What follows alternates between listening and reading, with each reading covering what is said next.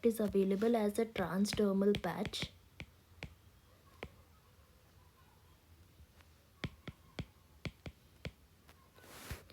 And it is the drug of choice for motion sickness.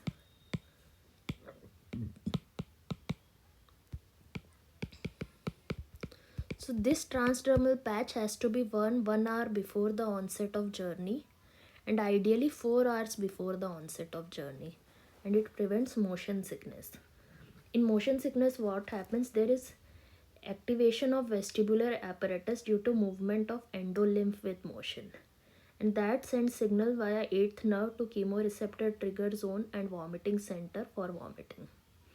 So that vestibular apparatus has M1 and H1 receptors. So anticholinergics can be used. They are against M1, so they can be used for motion sickness. Similarly, first generation antihistaminics, H1 blockers, can be used. Now we will discuss antihistaminics drugs. So antihistaminic drugs possess antiemetic properties also, particularly in motion sickness. The reason we know why, because vestibular apparatus sends afferents via H1 receptors. Now why only first generation antihistaminic drugs can be used for motion sickness? Because these first generation antihistaminic drugs cross blood-brain barrier and they can be used for motion sickness. However, the drug of choice for motion sickness is hyoscine. The adverse effects of hyoscine are blurry vision and dry mouth.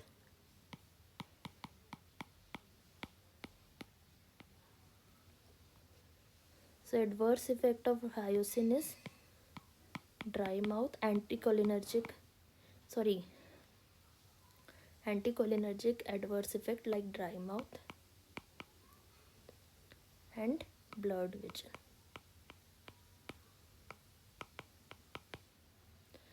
While the adverse effect of antihistaminic drugs is sedation, especially first generation antihistaminic drugs, since they cross blood-brain barrier, they are effective in motion sickness, but with that effect comes a side effect of sedation. On the other hand, second generation antihistaminic drugs are used in allergy. They are not used for motion sickness and they do not cause sedation. So this you have to remember. These first generation antihistaminics cross blood-brain barrier. Some examples are diphenhydramine,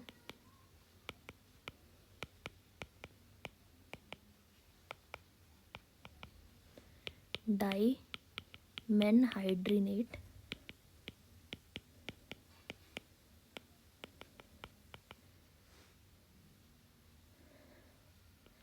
cyclizine, meclizine, cinarizine,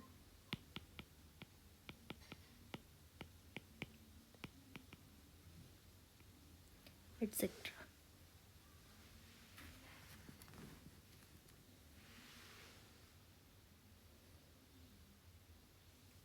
This cinarizine also has calcium channel blocking property.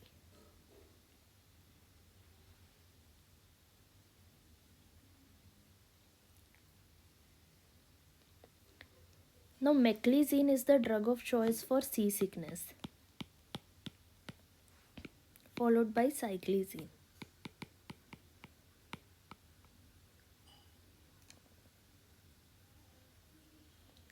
And this diphenhydramine is also available as a transdermal patch.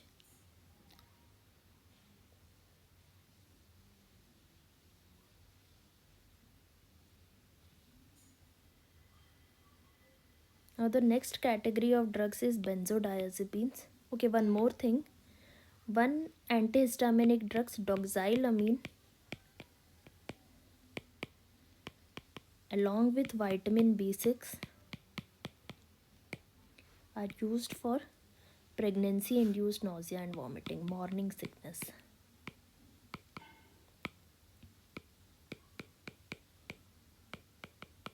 So why nausea and vomiting happens in pregnancy? Because of increased levels of estradiol.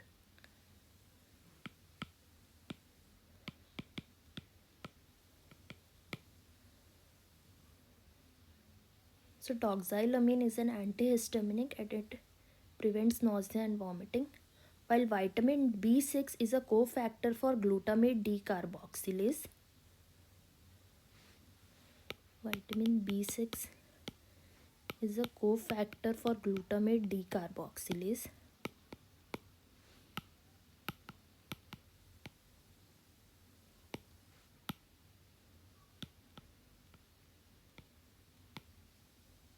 And increase the concentration of inhibitory neurotransmitter GABA. So it increases GABA, and that is the mechanism for antiemetic effect probably. Now the next category of drugs are benzodiazepines.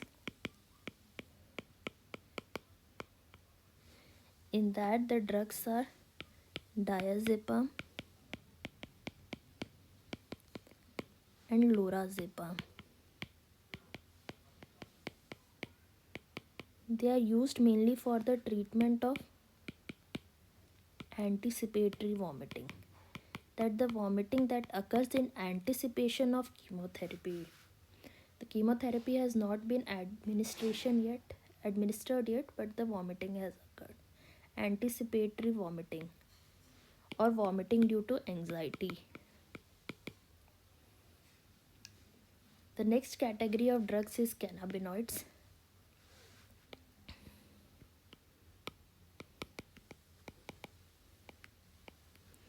The drugs are dronabinol,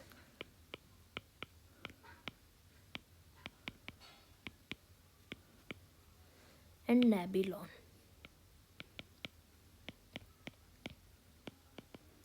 This dronabinol, the active principle is delta 9 tetrahydrocannabinol.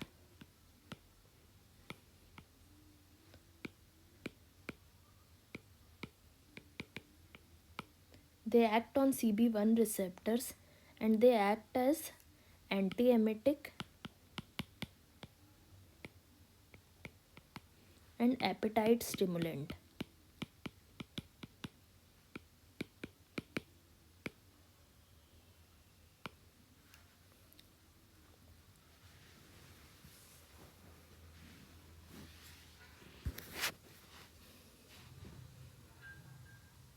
Now their side effects are dysphoria, euphoria, sedation,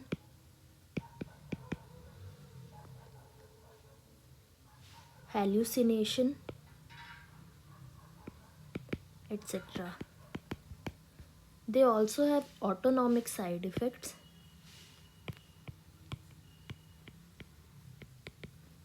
such as tachycardia, conjunctival injection,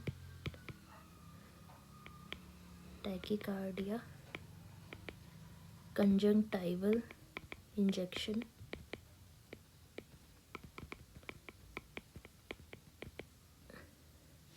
and postural hypotension.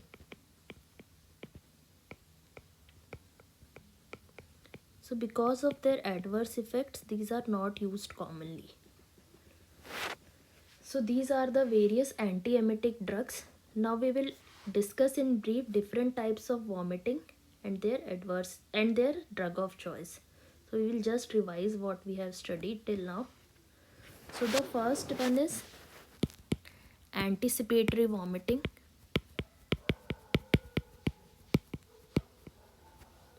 It occurs in anticipation of chemotherapy or due to anxiety, and the drug of choice are benzodiazepines.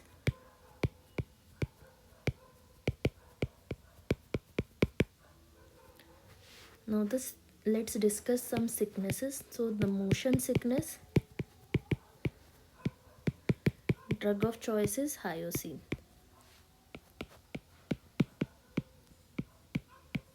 which is available as a transdermal patch. Now seasickness, drug of choice is meclizine followed by cyclizine.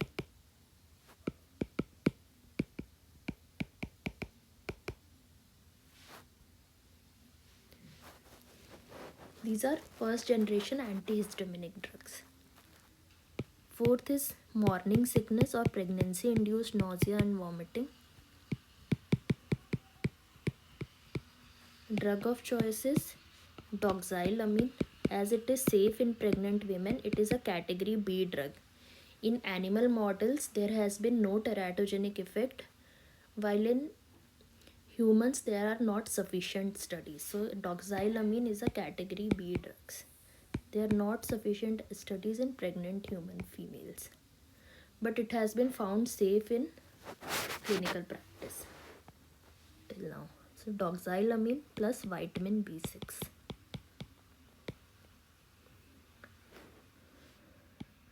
Now for chemotherapy induced nausea and vomiting,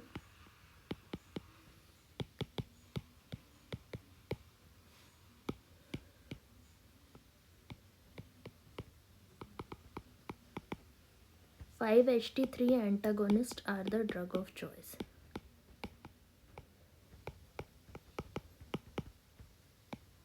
Now this chemotherapy induced nausea and vomiting is of two types: early and delayed.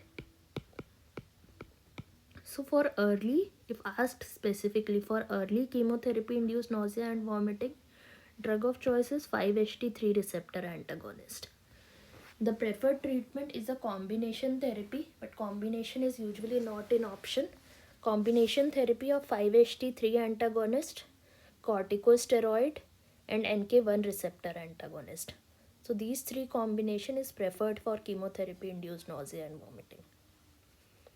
Delayed, the drug of choice is NK1 receptor antagonist. For example, aprepitant. For delayed chemotherapy induced nausea and vomiting, NK1 receptor antagonist are drug of choice.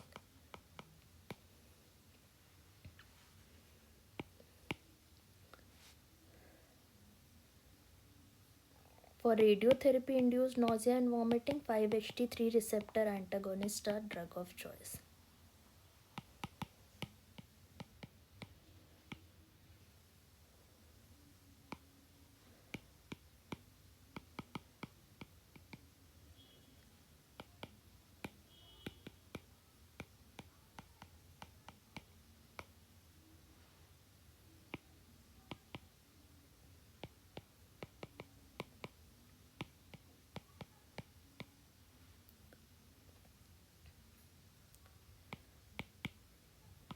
For post-operative nausea and vomiting, D2 receptor blockers are drug of choice, such as domperidone. So for post-operative nausea and vomiting, domperidone is the drug of choice.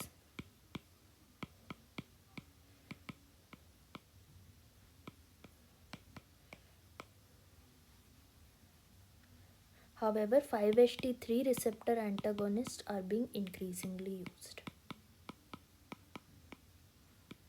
Now for domperidone, you have to remember one more thing, that it is used in GERD, gastroesophageal reflux disease, along with proton pump inhibitors. So that point you have to remember for domperidone. Suppose there is gastroenteritis.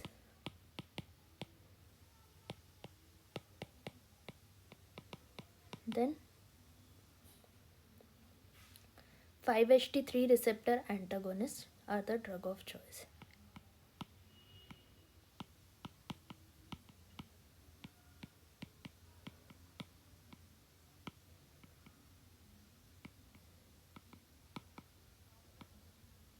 You can, if there is no improvement with this, you can also use NK1 receptor antagonist or cannabinoids.